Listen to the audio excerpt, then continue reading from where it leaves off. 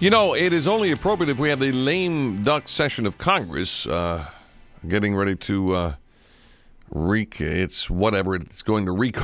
Who knows what's coming? That's why it's only appropriate that we have a lame duck tour. And these folks are kicking off in Nashville on Friday on the Capitol steps of the capital of the state of Tennessee in Nashville. James Whitfield is with that organization, happens to be on the line with us. James, how are you?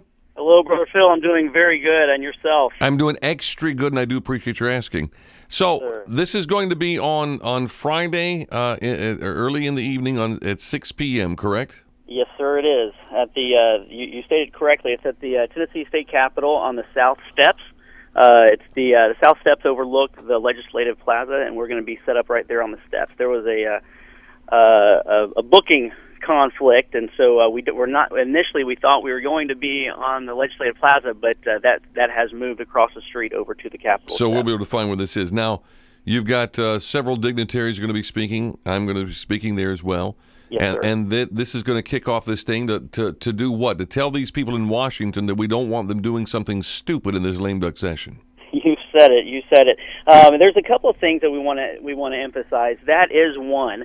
The other is to emphasize the importance of not falling into the trap that conservatives have fallen into many times over the past. I'll just go back 30 years. Every time the conservatives kind of wake up and elect some good leaders, we go back to our lives and we assume that they're going to do their job and do our bidding. Unfortunately, we have learned over the past several years that that's not the case, and even those leaders that we thought were going to do our bidding do not necessarily do that. And so the importance is that we stay active with our organizations and with our groups. Yes, indeed. And you guys, this is going to kick off in Nashville, but it's going down through Tennessee and into Georgia, South Carolina, North Carolina, I believe. Tell us about the tour. Well, we're going to be kicking off in Nashville. We're going to go down through Alabama. We've got planned stops in Georgia. Alabama are planned stops. We've got Huntsville. We've got Birmingham, Alabama. We've got Atlanta, Georgia. The following weekend, the 19th and 20th, we're going to be going up into Kentucky. We're going to hit on the 19th. We're going to be in Bowling Green, Kentucky. We have a great crowd turnout there. And then on Saturday, we're going to be in Louisville on that morning. That afternoon, we're going to start at about 2 o'clock. We're going to be in Cincinnati, Ohio for a good crowd up there. And then we're going to end the evening in Kentucky, back in Kentucky at Lexington, there at the downtown square there in Lexington. And then go ahead. No, good. Then it ends up in Washington, D.C. Where does it go from Lexington? From Lexington, we're going to plan to hit Knoxville on our way back to Nashville that weekend. Mm-hmm. And then right now we're in the process of doing a trip or planning a stop in Washington, D.C., so that we're trying to hit a moving target here as the end of the session. So we may just have to set that target date and have our stop. And if the legislation is still on, we might just raise a little ruckus there. We may have just camp out. Exactly. Yes, sir. So it kicks off this Friday at across from Legislative Plaza in the Capitol steps, south side of the Capitol in Nashville, and people can come. There'll be speakers and music and all sorts of fun. But people need to show their support for this. Is the lame duck tour to let the folks in Congress, because Nancy Pelosi is still in control for this lame duck session, which is going to last just a few weeks. Yes, sir. Yes, sir. It's a scary time. There's some significant things that still need to be done. The major thing that needs to be done that Congress is going to be really looking at is these appropriation bills for the budget. Right. There's 12 appropriation bills that have yet to be passed. And we don't have a budget. No, and these agencies, their funding runs out at a lot of them the end of the year. The end of December. Those are things that need to be passed. Very few of them, I believe, one or two have been looked at through the House, and so both chambers we'll be looking at those. But then we also have the tax situation. Right. We have the Bush tax cuts that are going to be rolling back if we don't stop that.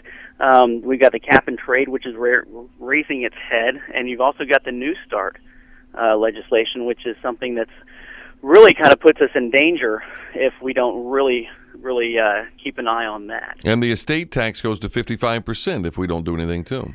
Yes, sir. Yes, so sir. there are a lot of things on the plate that these people can do something about.